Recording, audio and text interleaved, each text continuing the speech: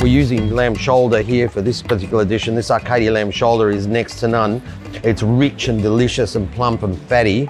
All these lovely, beautiful, fresh ingredients like the onion, the rosemary, the garlic, the sage, of course, loads of Parmigiano. Yep. Okay, and now we've cut our lamb. That's the first step. Some sage, lovely fresh sage here, and some rosmarino. If I'm doing it at home, I leave it quite rustic and earthy. It's really nice.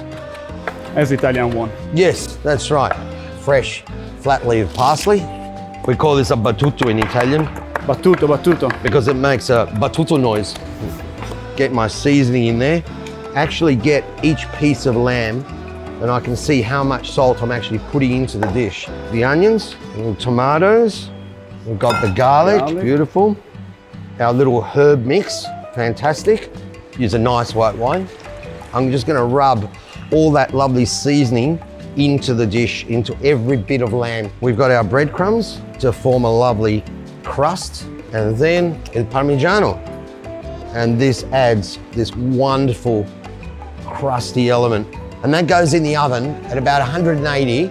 It usually takes about an hour and a half, but I like to keep checking it.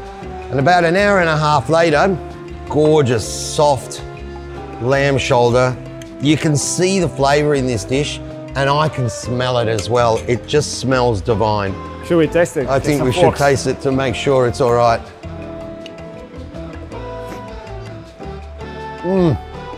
Buonissimo. Very soft. Buon Good. appetito.